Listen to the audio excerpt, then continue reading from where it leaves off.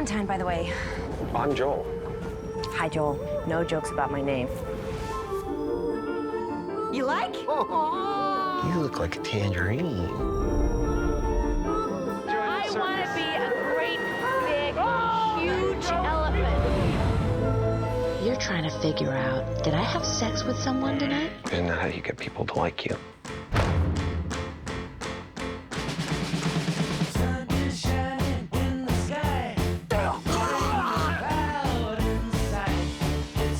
This is exciting.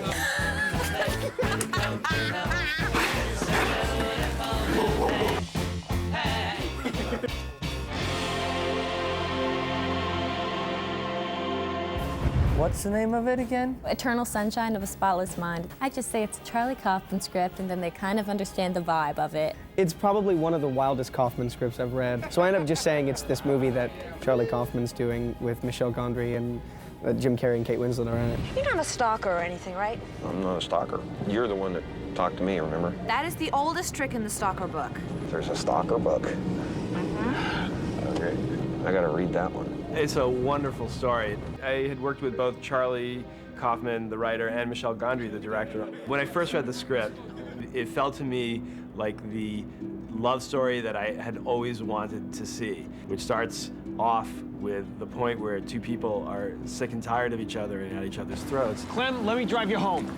Get out of my face! And then moves backwards in telling how they got that way to the beginning of love, to the first blush of attraction, and then wraps around itself and goes back to the end again. It's a love story, but it's not like a romantic comedy. There is an element of mystery and thrill, and it's a lot about relationship. It's about memories as well. I just immediately identified with it. I mean, as I think most people will, the concept is just so kind of universal, a really original way of, you know, saying that we love who we love and we can't help ourselves. Joel, you should come up to the Charles with me sometime. It gets frozen this time of year. That sounds scary. Exactly. I'll pack a picnic, a night picnic. Night picnics are different, and we could... Sounds good. But I should go now. I think that people are going to be very surprised to see the character that Jim Carrey is playing in this film is very unlike any of the characters he's played before. But here it's in a very different type of story, and he's playing a very different type of character. In many scenes, he's almost unrecognizable with the Jim Carrey that we all know. I play a guy who he thinks has found the love of his life, and, you know, I mean, it's just somebody who's expresses a side of him that's in there, but he can't express because he's a very withdrawn character. But you can tell by his drawings that this wild stuff is going on inside. But Clementine is the outward manifestation of that. She's the wild thing that's inside him that he doesn't have the guts to bring out. Don't go too far. Whoa! Ow. Oh, are you okay? Oh! I think I should go back. Huh? Come on! What if it breaks? Jim Carrey and I, for a start, paired together. It's a really unlikely pairing. You know, you would not imagine that he and I would end up doing something like this together. And everyone's playing completely against type. I'm playing the Jim Carrey part, and he's actually playing the sort of Kate Winslet part. When I read this script, I just thought it was so entirely different from everything I'd ever done, and because I'm so used to being seen in these kind of corset pieces and the English rose and da-da-da-da, and Clementine is just a foul-mouthed lunatic. I can't hear you. I can never understand what you're saying. Don't want to talk about this. We're gonna talk about it! Want to You can't just say something like that and say you don't want to talk about it. I'm sorry, Clem. I'd make a good mother. Maybe I should end it right here. The basis of the story, it's about this man who has found out that his girlfriend has erased him from her memory. What is it? I don't know. It's some place that does a thing. And as a result of getting that information, he does the very same thing. My name is Joel Barish, and I'm here to erase Clementine Krasinski. My character, Dr. Howard Mierzwiak, has invented this technique whereby he can expunge kind of unpleasant memories. Here at Lacuna, we have a safe technique for the focused erasure of troubling memories. Is there any risk of brain damage? Technically, the procedure is brain damage, but it's on a par with a night of heavy drinking. Nothing you'll miss. I don't know if I like this. Whoa, Jesus. Come on, Come on, careful. Come on. Step back.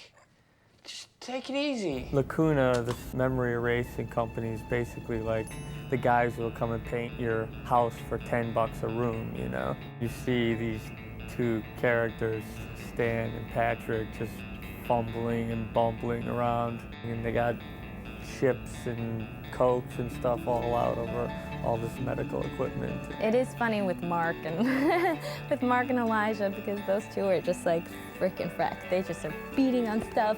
It's like testosterone multiplied by 100. Can you wake him up?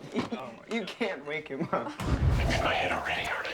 That baby's history. It's all being wiped away. They're erasing you, Clem. You'll be gone by morning. What happens as we're going through the memories and they're being erased is eventually you start to get to the part where you realize that you loved each other and that there were these beautiful memories. You see why you love the person, and he decides that that's a valuable thing to save. I want to call it off. Can you hear me? I don't want this anymore. I want to call it off. He's off the mat. Seemed to have lost him for a moment. Oh, dear. So he spends the entire time in his head trying to stop the process. The eraser guys are coming here, so what if you take me somewhere else? Somewhere where I don't belong, and we hide there till morning? Even if he can't have her, he wants to save the memory of her, and so he takes her and tries to hide her in memories where she didn't exist before. And it's this kind of chase. You can run, but you can't hide. Where'd you go? I'm supposed to come too. Oh my God, look at this. Whoa, it worked.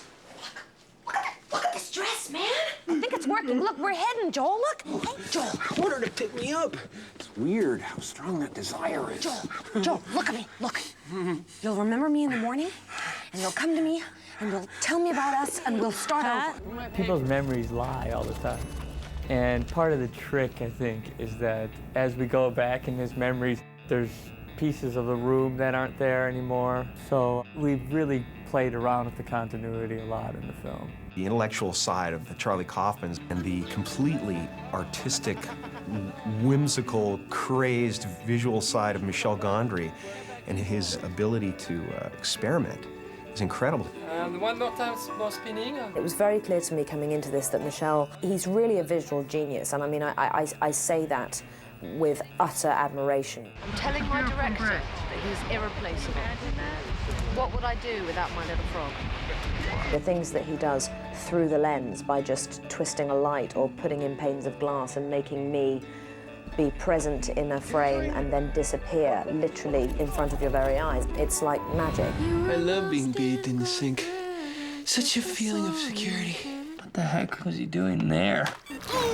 There is some shot where you see Kate disappearing and reappearing that were done in camera just by the geography of the location. They could use a secret door to exit as the camera was following her, and then as the camera turned toward Jim to see his reaction, she would reappear the other side. And that's like a ballet, like a choreography, and I think actors really enjoy doing that. It's way more exciting for them to shoot this way than to shoot with blue screen, where they don't know what's going to happen, they feel manipulated. Being able to go, here's a 75-watt bulb, and you're going to run around the wall and take your clothes off and come out the other side and be a different person, or whatever it is. He makes it all happen in the camera. There's no special effects. It's all done right in front of the camera. Michel is unlike any other director I've worked with, but in spite of the fact that he has a rather kind of unorthodox approach to what he does, you give him the benefit of the doubt because you know that what he's doing, it's going to be exciting. I'm just happy. I've never felt that before. I'm just exactly where I want to be. The deep, turbulent current of, lost love. Everybody has some painful memory of a relationship that they'd love to erase, but probably shouldn't. I believe that everything that happens in life, be it positive or negative, shapes who we are, because I wouldn't be the person I am today without them. This is it, Joel. It's gonna be gone soon. I know. What do we do? Enjoy it. I wouldn't have been able to do this movie without some of the things I've been through. Unless you had your balls busted, You know, you're just no good to anybody in a script like this. We like to think we learn from our mistakes, but I don't know if we do. Oh, I don't know. I like the guy.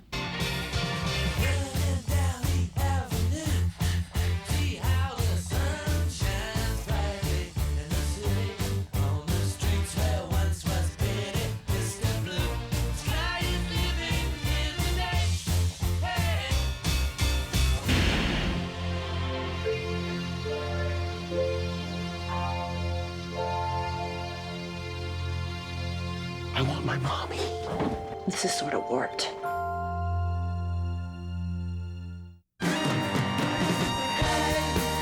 It's the sun, and it makes me shine. Hey, it's the sun, and it makes me shine. Hey, now it's the sun, and it makes me smile all around. Hey, now it's the sun, and it makes me smile all around, all around.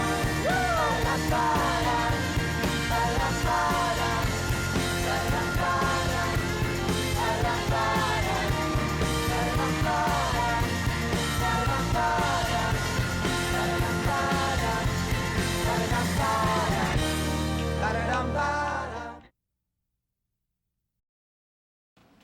Can I help you find something, sir? Hey, Clamato. Baby boy. Let me know if you need something, sir. This is us working together, Michelle. Remember when that used to happen? Where you became Cecil B. Gondry?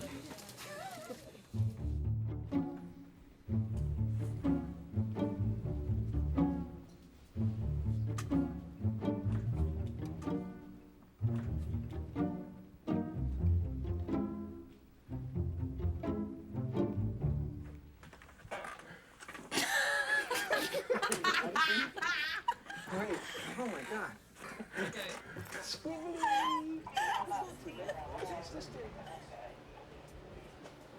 Can you wait 1 more second before you walk in? Yeah.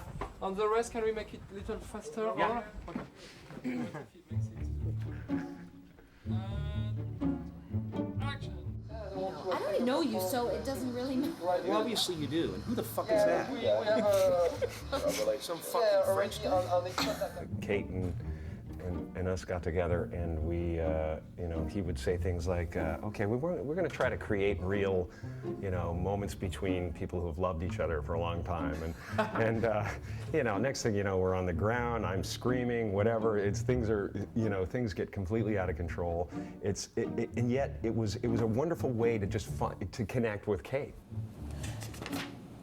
My crotch is still here, just as you remembered it. Ew. It should look like it's the first time I ever saw one. Ew. What? Here's my crotch, just as you remembered it. Oh, thank God. That was part of the process too. It was just getting us together and getting the juices flowing and But I think something that gets us going attraction. is really quickly we got to start to bitch about other people that were not in the room. Exactly. And that's a very good way to bond with each other. Yeah, bond over what you hate. Yeah. Yeah. Well, it was a good thing we did that though, because there was a lot of different things we were kind of exploring. Yeah. And that is Charlie's script was it was very specifically written. But like when we would say... There was room though. That's the surprising thing that people might not think about is that, I mean, Charlie's scripts are as close to, you know, perfect as you can get, and yet there was room within this for our relationships, and there was room for my memories of childhood and the row your boat and all that. True, It all comes from my life.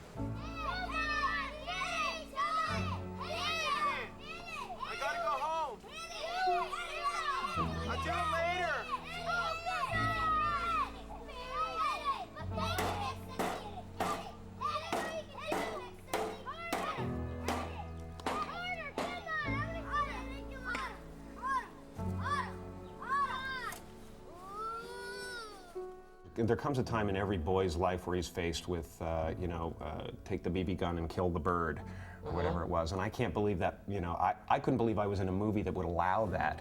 Yeah, yeah. But it's so poignant and so real for every boy. I mean, I don't know, especially in this day and age, how many people can't identify with the feeling that there's nobody there for them, or that they're too busy to pick them up, or whatever. I think we all have that innately in us. We're looking for somebody to pick us up, even now. It's the challenge of every boy growing up. I mean, you're either the guy sitting on the step going, I'm never gonna go up there, or there's a series of boys, one after another, going up the challenge. I would never go and challenge anyone. I would just stay on my No, own. you'd think your way around it. You're like the guy who's like, I can't really play basketball, but... No, I would stand on the side and say, well, maybe give the ball to him, and then this one open the hole. Oh, direct it. I was just amazed when I got on the sets and what Michel was doing with the forced perspectives and things like that. It was not only brilliant visually, but it was just so much fun for the actors. Okay. Should we tell them about the fight, though? That day. Yeah. That day was the hardest day on the shoot, and we were all really incredibly tired. And Kate fainted in the hot tub, and I got angry because Michel wanted to shoot the shot, because he gets, really into it. And he's like, get her out of there, pull the body out and keep shooting, kind of thing. And I was like, I was out of my mind. I got into the male protector role and things like that, and then ended up like he's chasing me around, you've got to get back in the tub, you've got to get back in the tub, and I'm like this, and I almost smacked him. Yeah, and he's like, confronted me. he goes, yeah, I turned and I gave him a look, and he goes, are you going to punch me in the face? And I go, I don't think so. Then he went back there. And do you notice how important this moment when you're drowning water Yes, is? I understand. So that's I why got it. I was It was driven beautiful. It was a beautiful moment. And in the meantime, we had lunch, which was because it was the end of the week. Lunch was at 8 p.m. We went out and we did this little short film. At the same night. He did this. He gave me this big present of being in my DVD, playing this kind of silly character in the bed car. He rigs a bed with a Volkswagen engine, and I'm singing my Elvis song that I created called Pecan Pie, and all of a pecan pie. And so we went out to do this. In the middle of shooting, we go out to this godforsaken gas station in the middle of Jersey somewhere, and I drive into the gas station, and a couple of guys jump out and start fixing my bed, and then I drive out. Well, they hadn't thought about, checking the brakes or anything like that, so there was no brakes. So at one point, I was driving around the gas pumps faster and faster and faster, and everybody was just like, he's not gonna stop, and they just keep running. Finally, I had to take it out onto the road and all the way down the freeway to the side of the road. It finally conked out. I would like to be the guy who saw you from their car when they were driving. I know. Like a totally double surprise. This is a bed driving, and there is a guy in pajama. It's like a scene from Bewitched or something like that. Yeah. But Gladys Kravitz opens her window and sees me driving by in a bed, and to be able to, come up with that kind of stuff, he has this desire to just do things differently, which is fantastic, which is where I want to live, It's everything to me, to be original. Okay, so you are witnessing a special effect done directly in cameras. Basically, this special effect is meant to help the audience to understand how Joel Barish feels when he's a kid, so he's under the table. Hey! So, I am in my dimension, in my size, and now I want to reach his dimension, which is half of mine. So I just basically have to walk and join him. Hey, how's it going?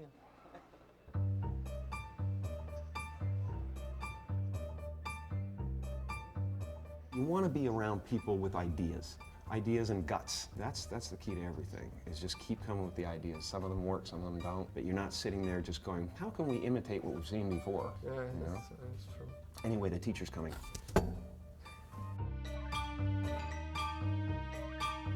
we did a lot of playing around. I mean, you know, you have to find things that are real. And so at times I was under there with crayons drawn on the floor when I wasn't supposed to and things like that. There was just a lot of experimentation. I don't know, I find it kind of easy to go there into that realm. You know? I think Kate was really brilliant in this She was moment. incredible. She was like super pretty. Yes. On the deck, she was cartoonish. We weren't just playing like, let's get out of here, let's hide from this thing that's happening to us. We were caught up in what was happening to us, and we'd get confused as to what the purpose was. And that was the fun part to play. It wasn't just like, okay, we know what we're gonna do, we gotta go through this memory now. It was getting caught up in the reality of the memories. Yeah, exactly, yeah. Because you can't make a movie when it's just a succession of turn of the story, and a lot of time you have to follow the rules, and they say, okay, this moment it's saying that this character is going through that. This moment says that, well, now it changes, and now he learns his lesson. And what you want is to have that, I guess, but more importantly is to each moment feel that it's just a glimpse of real life. Hi. Hi. I figured you'd show your face around me again. When you learn your lesson in life, you go, it's never a complete thing. It's never the end of the lesson. If you want to be with me, you're with me. Okay. We were constantly asking him about, you know, first of all, if we're in this memory, what is this just a pure memory? Is this, are we alive? Am I lucid? Am I a voyeur in this memory? It was about, you know, where the hell are we most of the time? It was so difficult to keep centered. And think of Kate, because Kate was not really her. She was not Clementine, but yet we had to connect the moment, otherwise she would not be a real character. Right. But Charlie had to find a great way to play with that by the fact you are in the memory or watching the memory by using different tense. Can you hear me? I want to call it off! It was so guerrilla, like the night that the circus came into town. Oh, yeah.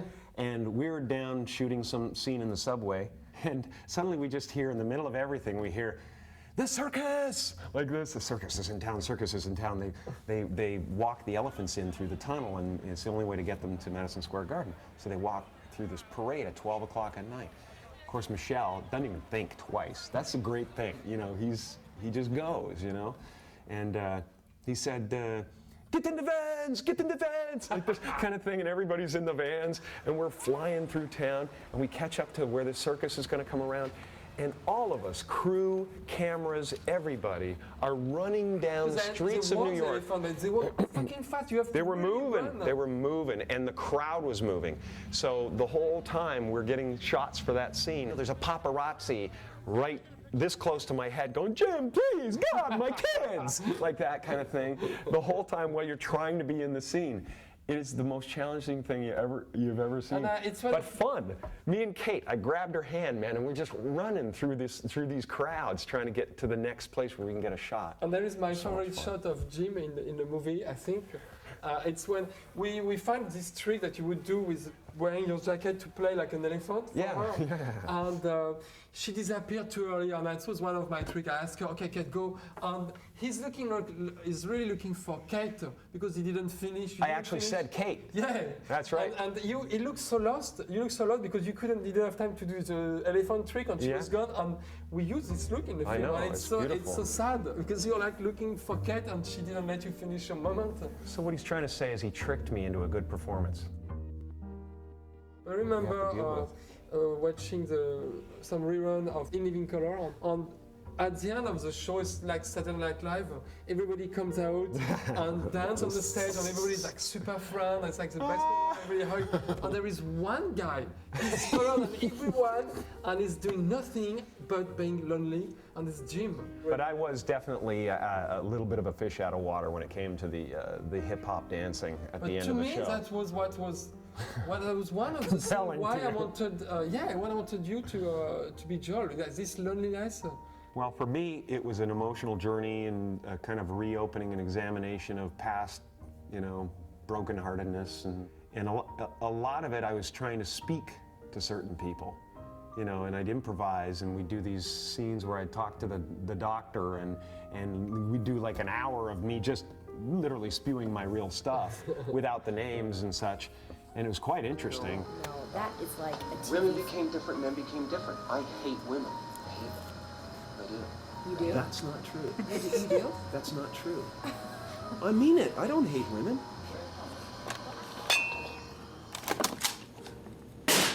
Shit. You've broken the tape before. I know. What are you gonna do now? Can we take that tape to your apartment or to my apartment? Yeah. Because I Yeah. fucked up Okay. the tape No, machine. that's what we'll go. We'll go and Shit, we'll. I'm so sorry. I'm so sorry. So, when you're here, I really need you to show the house. You know the scene when the two kids walk and you did their voice live as they were going. It's something I really wanted to try. Yeah. When you see the two kids coming back to his house, it's a very charming moment, and they were actually here, Jim and Kate, behind the camera with a microphone, verbalizing what they were actually doing. And I mean, any producer would tell me, well, you don't have to ask the actor to do that. But to me, it was important because I think by you being out with them, even if you were not on camera, it would make it sound charming and real. Well, there's nothing like things happening organically on the spot, on site, you know? I really think so. When you do a cartoon voiceover or some other thing and you're alone in a studio, it's just, it's not quite the same thing. It just, there's something electric about the people doing it in front of you right there. It's beautiful. It's amazing.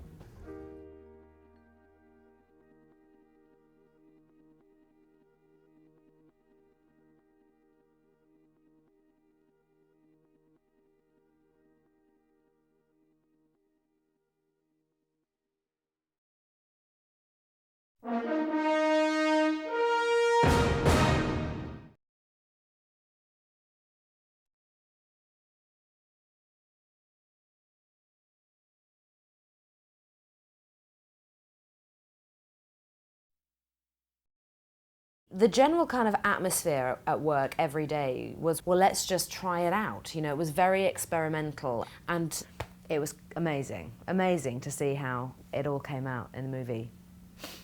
I can see you around the corner. Chérie! Go ahead. Hi, darling. Hey. How are you? I haven't seen you in so long. How are you? Come on, sit down. I think they're going to carry on doing this thing. Are we carrying on? Come on then. Come and hit us now. No, well, okay. But I have did to we switch meet- in more a nicer mode. We have to say the truth. Okay. That's all right. That you were bitching about everyone. I was bitching about everyone. You never told me who else was up for the part. Oh, no, not that. I'm pretty discreet for that. Everybody... Bitching about who? I didn't bitch about No, anyone. that's That's fucking mean. Come on, we cannot be nice to everyone. We have to get the story out. We do have to get the story out. I'll kind of translate as well, if that's okay. Ah, yeah, I like when you translate my English into English. My Fringlish. I would love that story you told me, which I am going to tell now because it is very funny, about you being at dinner with a group of people, and I believe they were all women, and you said to the person that you were with, at the end of a big conversation, I wanted to speak. Oh, yeah. I wanted to speak. And she said, well, speak then. If you want to speak, speak. No, I wanted to speak. I wanted to speak. Toothpick. I want a toothpick. And that was my girlfriend. It was your girlfriend, but I wasn't going to mention that because I didn't know how your heart was at the moment. Well, but it's, yes. it's in pieces, but I'm used to this. See, I understand you better than even your girlfriends can. Oh, okay. I don't know what it says. What does that mean? I know. Oh, that's too bad. Well, I can I just say for a minute though, which is something I've never even said to you. I was always amazed that you wanted me to play this part. I was truly amazed because it was so far removed from all the period films that I'd done. Clementine is nothing like, you know, any of the characters that I've played before. So I almost fainted to think that there could be some crazy director who was prepared to take this big old risk on classical Kate. I thought that was great that you had this energy you had to be willing to do the part was very close to the energy of Clementine. Of Clementine, yes. But didn't we met here in LA, didn't we? And this is going back a couple of years. It must have been, I think the first time we met was actually at the end of, I think, 2001. And we talked for we just talked for a couple of hours. And I remember Jim was already doing the movie. But at that point, I think it wasn't officially green-lit. It wasn't officially happening. And then I remember we exchanged numbers. And then Michelle kept calling me just to make sure that I hadn't taken another job, which I just loved that. I just loved the fact that made me feel frankly really great about myself, because you just ignored all the agents, all the everyone else, and just called me up, which was brilliant. I loved that. But I just remember I didn't do anything else, purely because I was kind of just holding out for Eternal Sunshine and just really hoping that it was going to happen, because I knew I really wanted to do it. Have you talked about your system with the earpieces with the camera operators? Have you talked about that at all? Shall I explain it? Yeah. So what Michelle did, actors often have marks, you know, pieces of tape on the floor or little sandbags, and you know, you often have to hit your mark in a certain scene, and we never had marks, never ever. And so what Michelle did was he had a little radio mic, like this one, of his own, and the two camera operators, because there were usually two on everything. There was Ellen, the DP, and Chris, who was the B camera operator. They had small earpieces. And so Michelle could literally direct the actors before the shot, but also the camera whilst the shot was happening. So it meant that there was very little rehearsal.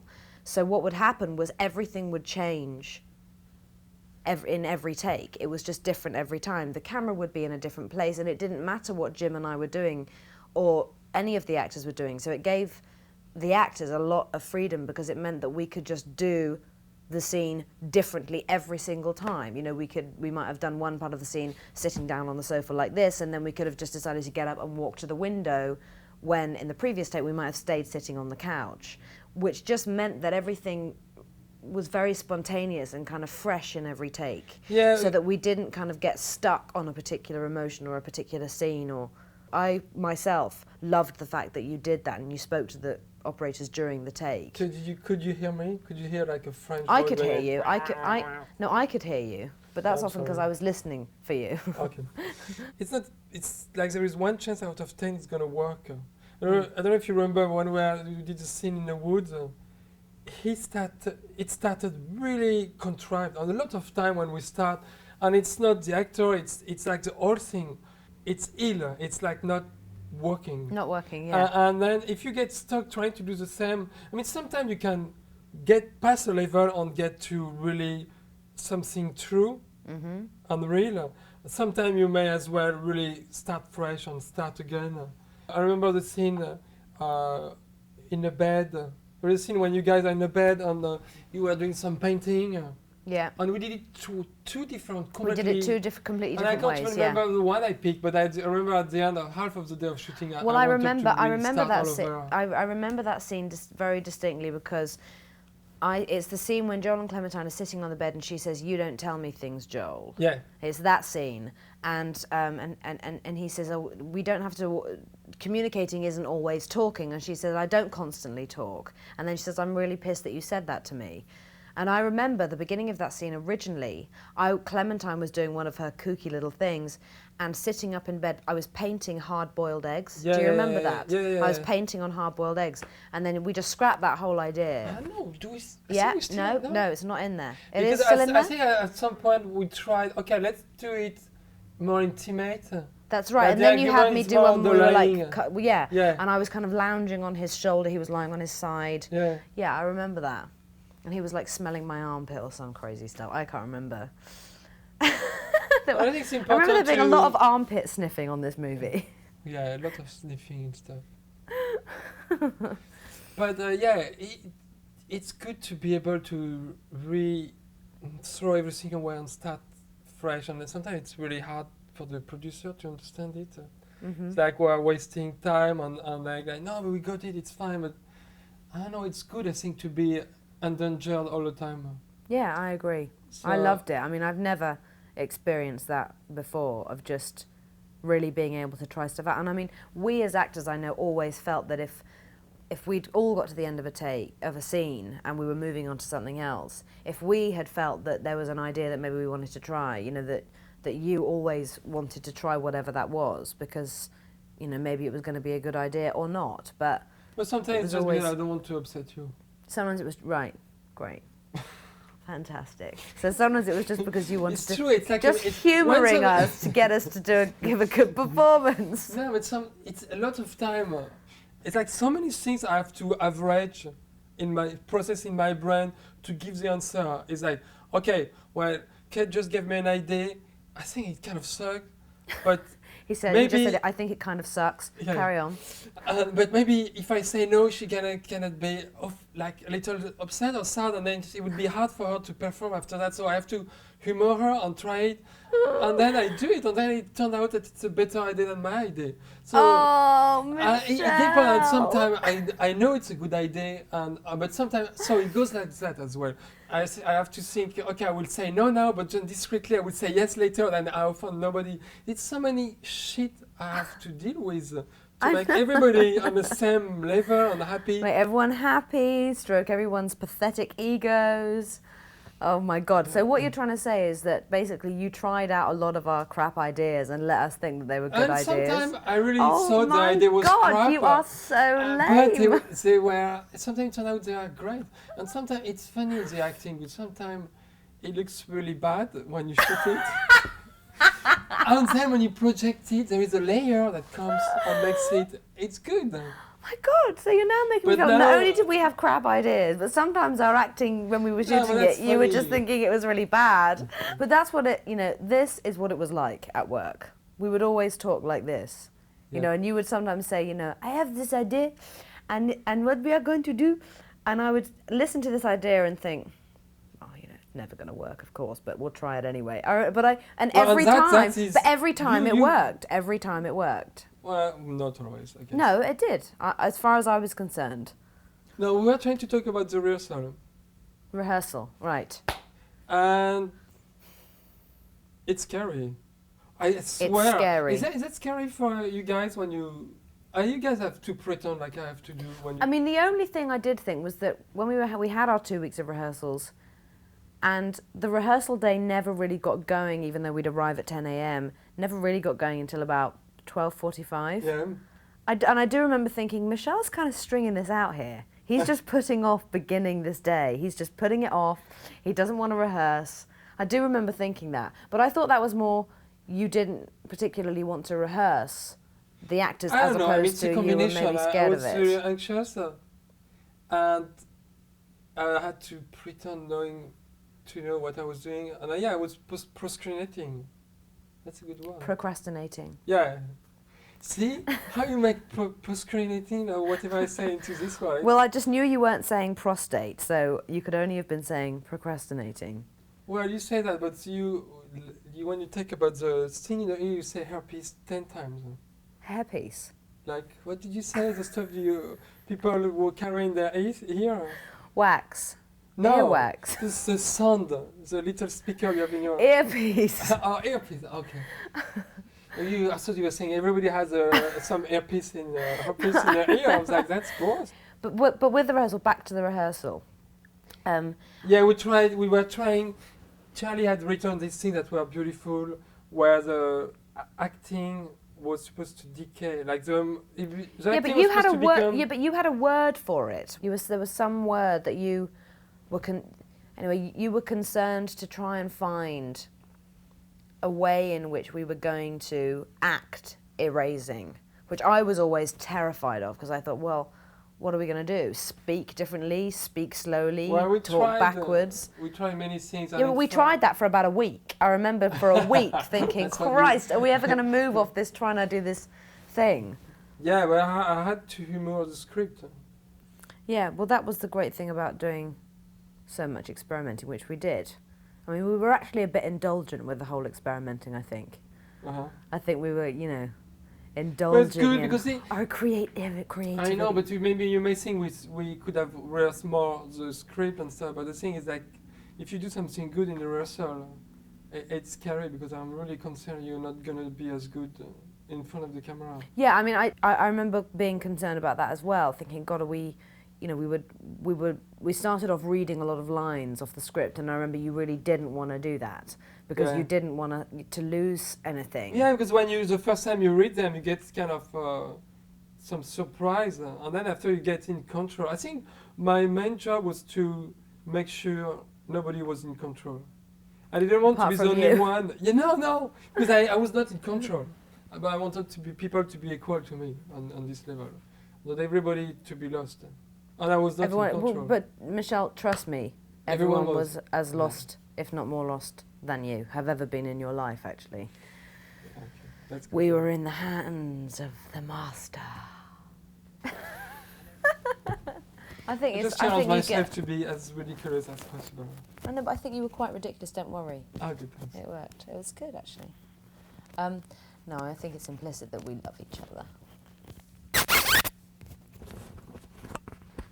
Yes.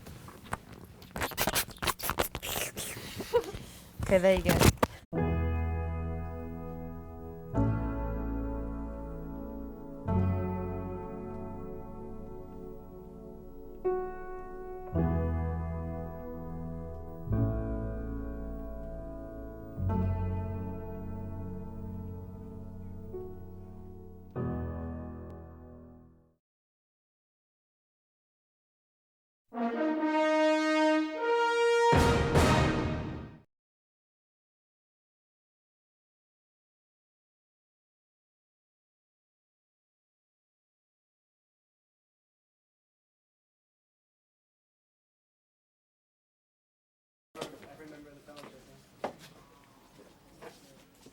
Can you frame on Carlos? Closer. There we go. And say something to the camera. Go closer. And Carlos, talk to the camera. Action.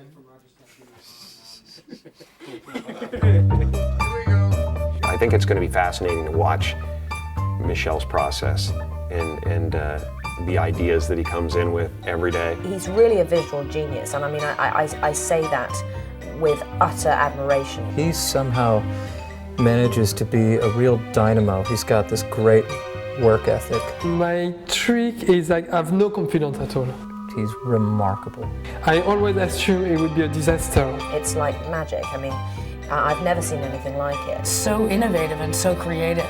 I think he's one of my favorite living visual artists. Things sound so absurd and complicated and incomprehensible with the way I speak that people assume it's very scientific, which is not at all. It's completely retarded and backward.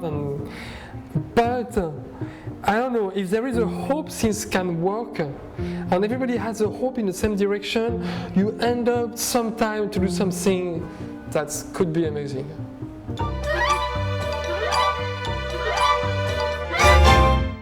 During pre-production, we spent day after day, like literally 10 hours at a time with, you know, all the keys. Transition meetings. Trying to figure, like basically Michel kind of saying, okay, on this page I'm going to do this, and these things, you know, we're kind of, we had all sorts of panic attacks during them because we said, you know, God forbid, like the Bond company or the studio should, like, you know, be sitting in any of these meetings and they'll think we're out of our minds. It was like Terry Gilliam. It was just like, you just realize you're in so much trouble. It's transition where, like, how you go from one memory to another and how you express that the memory is disappearing without doing post-production effect, but mostly in camera. And I was trying to talk to like a team of 20 people that would first don't really understand my accent, then look at each other. I remember Steve and Anthony looking at each other, and they were literally laughing at me. Yeah, I think there was one idea that we didn't actually go with when Joel and Clem are lying on the lake, is to have Joel's car pass underneath the ice, and you'd see it go underneath the ice because you'd see the headlights beyond. And Michel's idea was to put the car in the lake before it froze, so that it would be down there. Which, and put a rope on the front and put a battery pack in it so that the lights could stay on. And then when we shot it, we'd have one take, just pull the car underneath them. That idea didn't fly. No. We had done many research to see how image could disappear in a way that was not too electronic, and we had shot some ink mixed with the sand, and we used that to project on her face. So when the sand was not with the ink, you would read her face, and the ink would slowly grow and make her face disappear. And we had done good shots, good stuff with that, but we went for less graphic element, something more playing with the mind.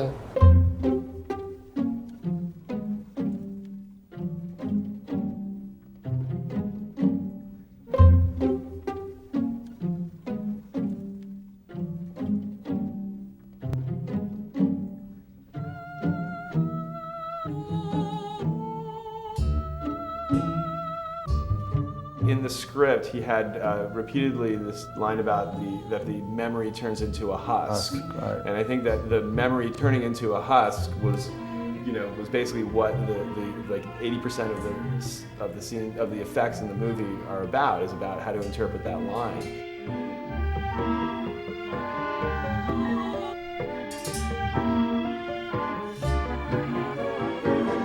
Normally on a film, the transitions need to be kind of smooth and logical. And on this particular project, the logic kind of went out the window, so that you would have this other reality of traveling through someone's mind as things are being erased.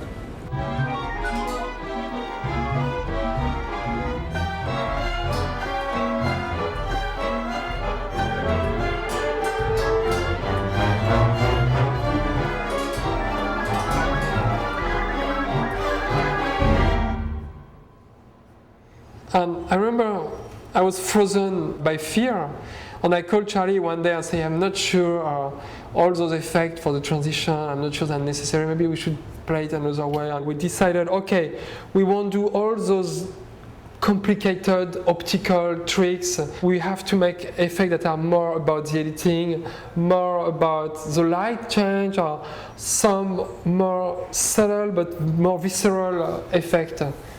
And it made me feel better because I realized, okay, we can do this movie, and this movie is not about the visual, but about the story and how people feel about what they are going through.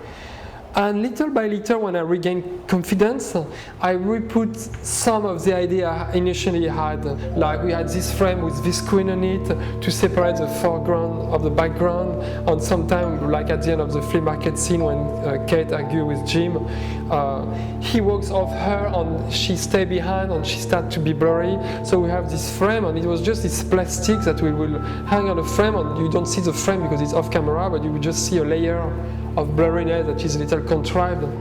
The idea behind that effect was that in your memory, you remember not the entire frame of the scene, but you remember a certain element in it, and what he remembered there, his memory of her is not quite as salient to him as his memory of himself. All that really is just a couple of grips holding a frame behind Jim's head. It looks great. Michel is somebody who likes to use low-tech effect, which is sometimes surprising for people because they think there is a lot of effect, but actually the effects are most of the time very simply done. Well, people always assume that when there is something unusual that's going to happen, it's going to be element that you shoot separately and then it will be assembled in post-production, which I think it's wrong, because if you want something weird to happen, you have to feel it's happening in reality. Like right now, if you, without you looking, your computer disappear, you will have a sense of something wrong has happened. I don't know, suddenly it's night, as it was day before, and you need to feel inside of the head it's for real.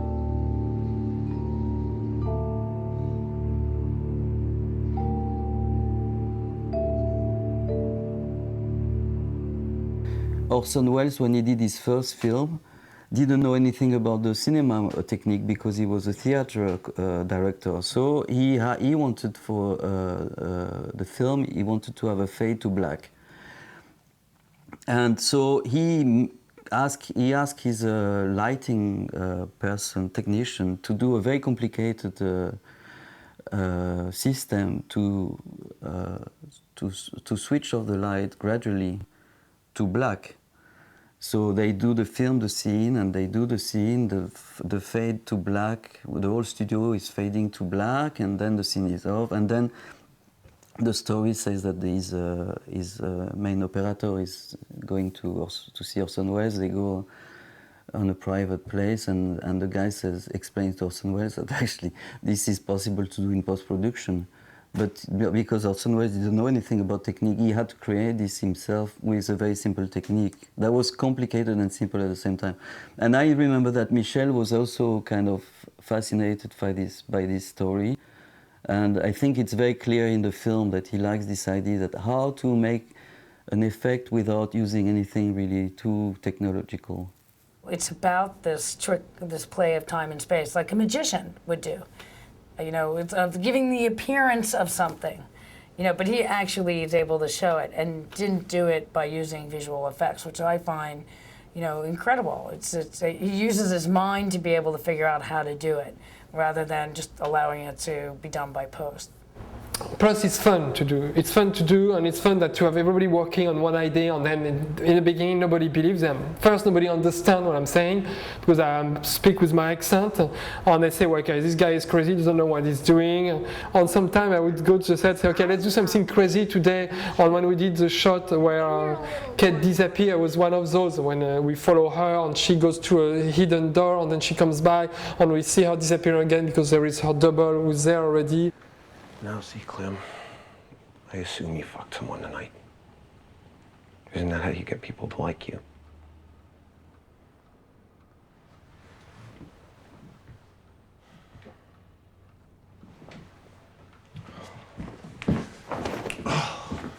I'm sorry, okay? Clem, the first one, basically, she goes into the bathroom. Right, and then Jim hides. follows her in. Right. And then there's, to the right of the bathroom door, there's a trap door. And so Jim walks in, and as we see Jim walk in, the bathroom is empty because she has gone out the trap door and then out through another door and behind the camera into the kitchen. Your keys. I wouldn't need them anymore. I was just...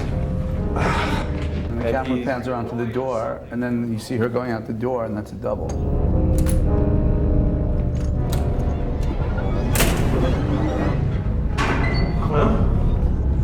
All those techniques that were less technical but more visceral help, I think, to be projected and to be in the danger of losing her.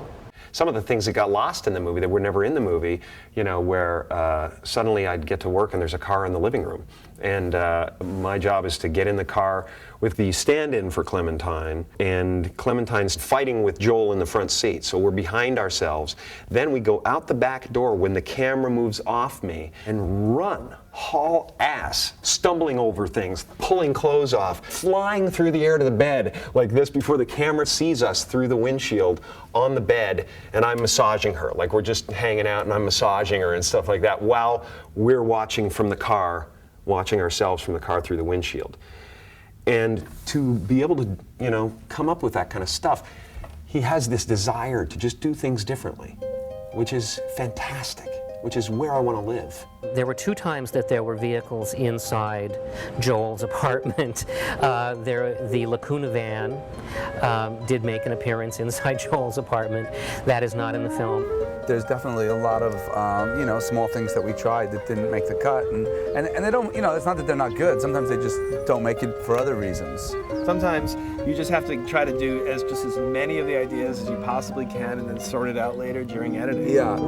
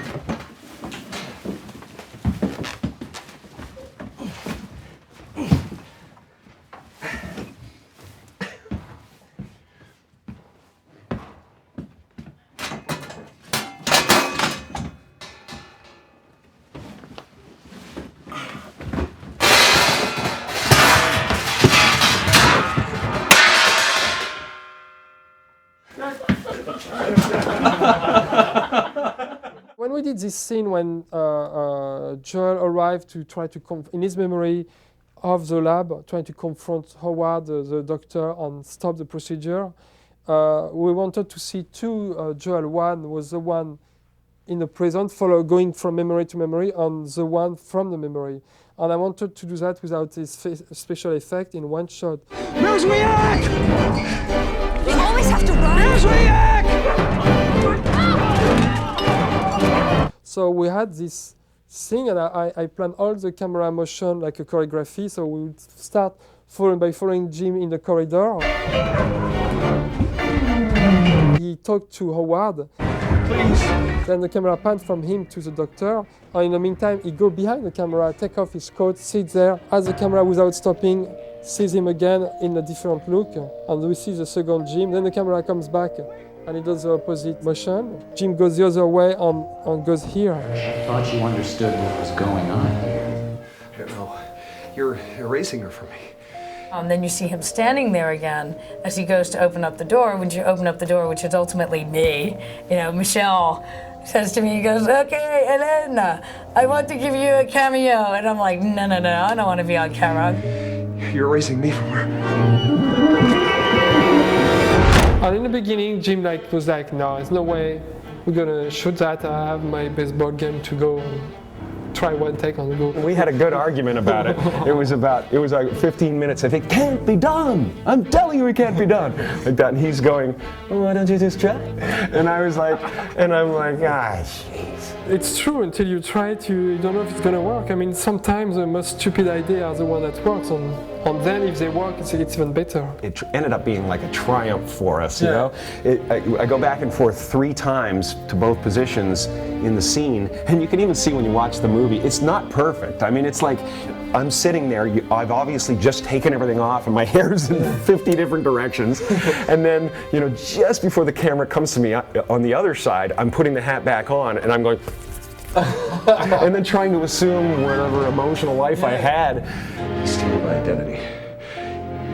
He stole my stuff. You know, it was practically everybody in the cast in that scene. And when they would leave the scene, they would run down the hall to the video monitors to see if we're going to pull it off. Because we did it all in one shot deal, and it was I think it was the last shot or the last setup of this Friday night. I mean, when we finally got it after whatever it was, 12 takes, you know, the whole crew was like, "Yay!" You know, it was this big, huge finale.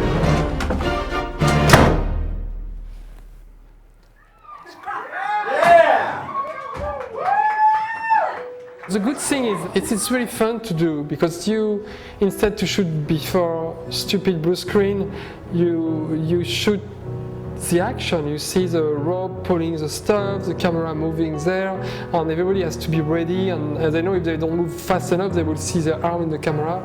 And then you see the result immediately on the video screen, and everybody is like sharing. I remember Kate calling her husband to say, "You have to come, it's amazing," and I felt a little bit good about myself for once. He just doesn't like convention.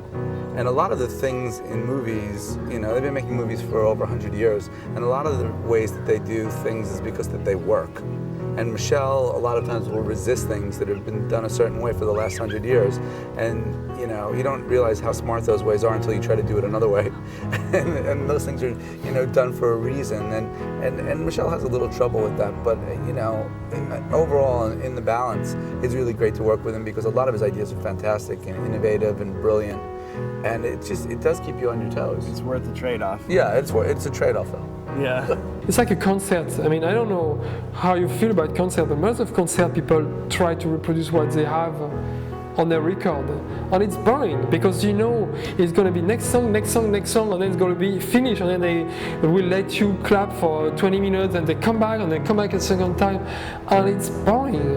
And it's the only concert I feel where something special, where concert where you felt something was going wrong, something was going off track. And I think a movie should be the same way. A movie should be like, if the guy opened the door with the key and he just by chance has the wrong key, then he has to call the locksmith and go to see his friend to sleep over. And I think we should shoot movies this way.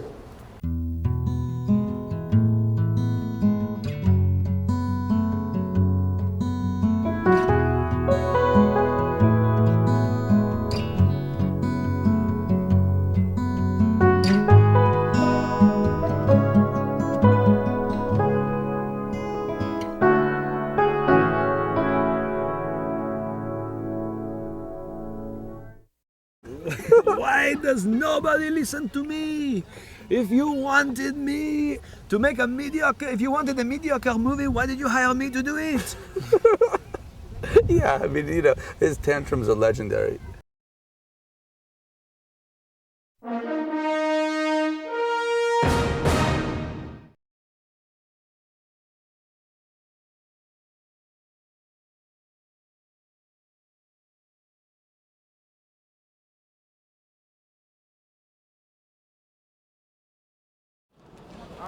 Supermarket, clear it in the supermarket, thank you. What's that kid in the white shirt doing? Nice and quiet, neighbors, thank you. Yeah, let's move the kid away from the door, please. Here we go, we got it. Oh, I'm sorry. Here we go. And roll it.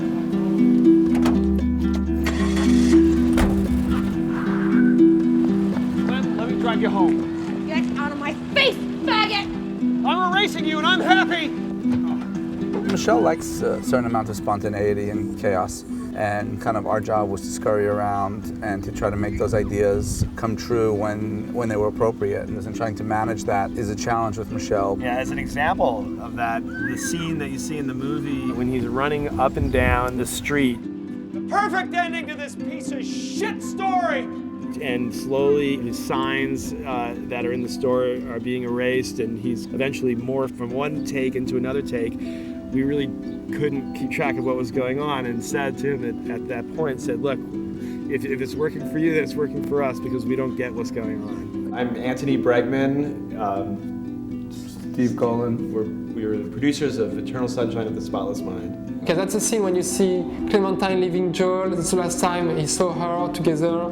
It's a big climax in terms of emotion. She leaves him, they have this big argument, and he feels sorry, and he runs after her. And at the same time, he's starting to realize that his memory keeps shifting and keeps dissolving, and the time seems repeated in loop. I mean, I had a good time doing that. You know the feeling of déjà vu? That would be an explanation of that. That it's another time, it's another situation, but there is something in common in it that makes it feel you lived it already. My name is Michel Gondry. I am French, and I directed Eternal Sunshine of the Spotless Mind. Essentially, that scene was one that was constructed, pretty much constructed in Michel's head, because I don't think any of us totally understood what he was doing at the time. Not at all. He was saying, okay, now run there, now run there, okay, now look up, now run back, now slow down, and no one knew, and the camera was just panning back and forth. Here in the script, he was saying, anyway, I'm erasing you, I'm happy, look, everything is falling apart here. And I showed this parking lot when everything seems to be broken on the side, but it was kind of too subtle for him to say, look around, everything is falling apart here. We needed something more. I mean, the car falling out of the sky, I never knew that was going to happen until post. Well, yeah, and actually the way that came about was as Clementine was running down the street, Jim says, you know, look at it, it's all falling apart. And it doesn't really fall apart until later on when he's running back and forth. Initially, we said, well, wait a minute, it's not really falling apart, so we have to do something. So we decided, okay, why don't we cut off one of her legs in CG? And so we cut off a leg, and so she's walking with one leg there. And when we looked at it, we were laughing, and we thought we had the funniest moment in the film. And then we showed it to a test audience, and there wasn't like a peep. They didn't even Nobody notice it, I don't noticed think. it. So we said, okay, well, why don't we, because maybe it's because it's too dark and the shot is too short. So we actually extended the shot so that her walking with one leg goes for twice as long by morphing 2 different takes of it. And we looked at it again. We rolled on the floor in laughter, and then we brought it to another test screening. Not a peep. Yeah. And so we said, okay, we have to do something a little more apparent. Well, these days, creating CGI cars is pretty easy, if I can say it that way. I mean, there's a lot of car commercials that's been done, and they're all CG.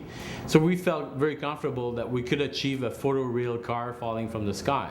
Hi, I'm Louis Morin. I work for Buzz. I do visual effects for feature films, and it's an honor for me to have had to do this work for it. Look at it out here. It's all falling apart. In order to do that, because there was no blue screen, nothing, so we had to roto Kate Winslet completely and redo the whole environment in CGI with a CGI fence, CGI sidewalk, CGI cars, and we also had debris and particles to make it look real. And since it's a night shot, I think it's much easier to make it believable. First, it was not really accepted. But then we realized that it was really one of the scariest moments of the film, and it was really important that we set up, okay, this place is dangerous. It's not a place you want to be, it's a place you want to escape. I'm not sure if people laughed, but people certainly jumped. Yeah, well, it's so loud. The sound was so loud, yeah. You did it to me first! Clem, can you hear me? By morning, you'll be gone! I would say my favorite moment on all the orchestra sessions I've done so far in my life is giving people parameters to be creative within. Hi, I'm John Bryan. We're here at Westwood Music in Westwood, LA, and I composed the score for Eternal Sunshine of the Spotless Mind. It's amazing how you can take an orchestra, you have a partition like that. Like that, with the bars, and if you do that or that, you can actually give that to the musician and they could play them. If I just say, okay, I want the entire violin section to play this note, and then maybe something as simple as pointing to a woodwind section or a brass section saying, I'm not going to tell any of you what note to play, but whenever I raise my left hand, you should start playing louder until my hand goes down. And the next time I bring it up, everybody pick new notes.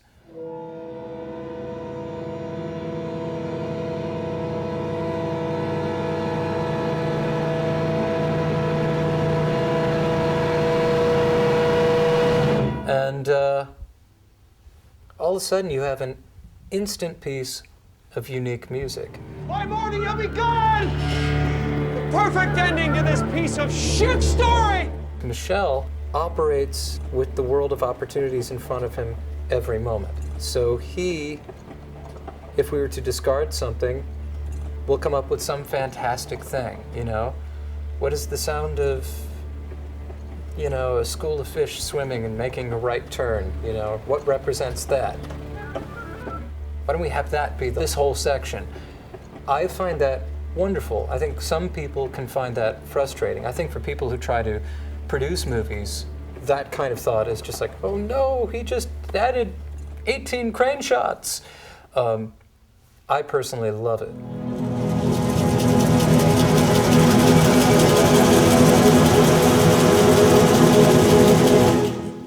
We talked about what are different things we could have them do that just wouldn't ever happen. And Michel just reached into his pocket where he had Tic Tacs, and this before we went to Seattle, and she goes like, oh, like this? I'm like, great. So we knew we were going to do that before we got there. And he made sure to have a box of Tic Tacs. I mean, that's a fun moment just to watch the faces of these people who only ever work in one way. Getting a Tic Tac, like, what do you mean there's a shaker here? And a few of them are just sort of like, what is this bullshit? This is not the rite of spring. This is not why I went to music school. There's some French guy and some fucking rock guy in a hat, and they're making me put Tic Tacs in it. This bow costs more than their car. When you have like 60 musicians on all acoustic, playing in one direction, even if it's all different notes and there is no sense of harmony, it's always harmonious, and it's such a powerful tool. And for the scary moments, we wanted to create those abstract sound. Is there something wrong with a girl being attracted to me? Is that a problem? Michel knew exactly what he wanted to do with that scene, of having Jim run back and forth and be at the other end. Although it was hard to visualize how he would do that. And he tried to explain it to us, and we were all, when he first explained it to us, we were like, huh? You know, what do you mean? I'm Ellen Karas, and I'm the director of photography of Eternal Sunshine of the Spotless Mind. That was a location in Yonkers, and his idea was that we would move the camera from one part of the street to the other, and every time we would pass by, something else would disintegrate.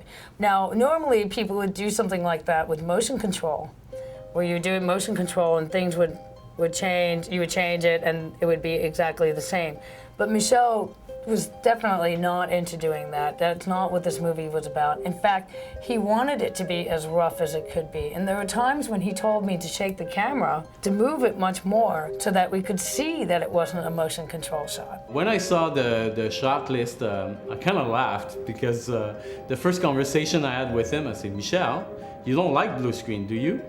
And he answered, oh, I've done many blue screen, it always shows, so I don't use blue screen anymore. And then I said, what about motion control? He said, oh, I did a lot of motion control, and it always looked like mechanical. So he went handheld camera on this film, and we had to deal with this. To me, it's coming from this dream when I'm trying to escape people, and I'm running, and I watch a street that pass by, and then I'll keep running on the same street, pass by, and then the same street.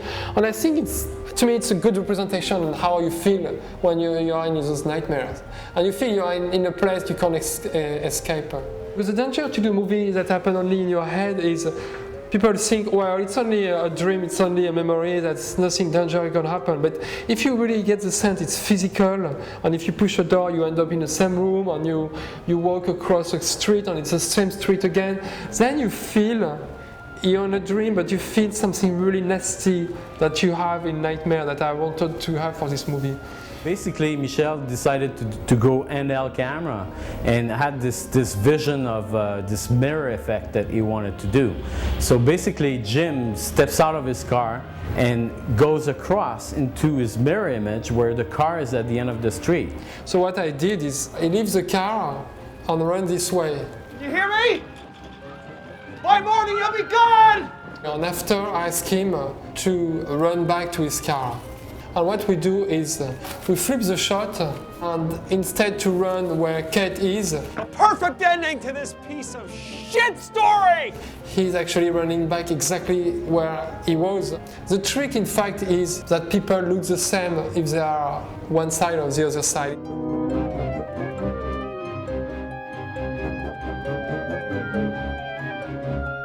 So there's 4 shots, and we had to create seamless transitions from one shot to the other and matching a human body. We used a couple of tricks to create the transitions, like lamppost. We used some morph as well, and 3D tracking. And you have to pull your hair, to find the way you're gonna do it. But at the end of the day, it was a really pleasing experience. The street we used was really, nothing is changing except that the sign in the background are getting more and more blurry. But he did a lot of that live action in terms of having the art department change the facade of the building for each pass that we would do. You'll notice that the Saratoga sign is slightly disappearing. After we do this, we're going to do it again, and it's going to be degraded more. So the memory is even less remembered than it was before. So thanks a lot, guys. Bye-bye. Michelle always liked us to get those kinds of effects as far physically as we possibly could. So in some cases those signs were painted backwards so that the film could be flipped. So that combination of that one night of shooting was the culmination of a lot of struggle and research and thinking about how this was going to function. I'm Dan Lee. I am the production designer, and we are in my garden in New York City in Greenwich Village. The main thing with Michel is to listen very, very carefully to him and try your best to accomplish the specific things that he's asking for, and the times that it works, which is most of the time, you know, he is very kind and appreciative. Action!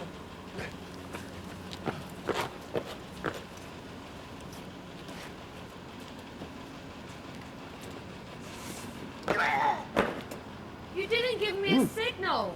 The times that something doesn't work, then there's like the level of frustration that happens on any set. But he has a wonderful way of just saying, no, I know this is going to work. I know we can make this work. We just have to make some adjustments, and this is going to work. And you have to have the faith with Michel that, okay, we're going to try it again. We're going to make the adjustments, and it works.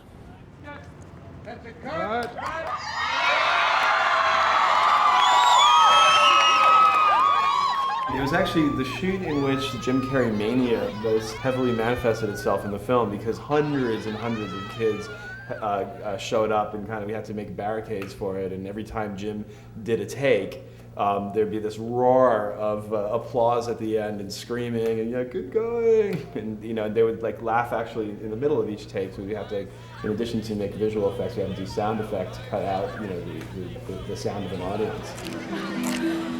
So nice knowing I'm not as famous as he is. See what I mean? He gets a coat, I don't even get a coat. Wow.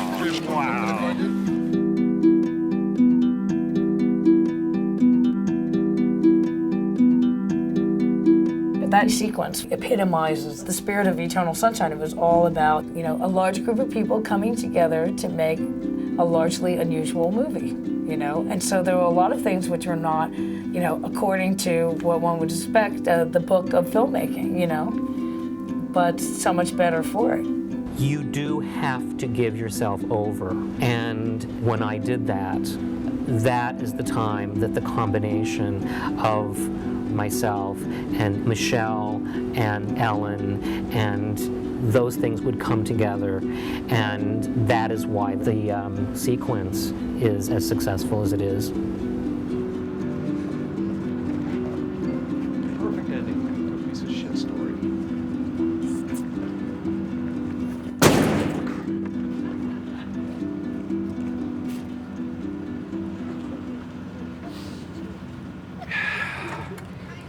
Hi guys, how you doing?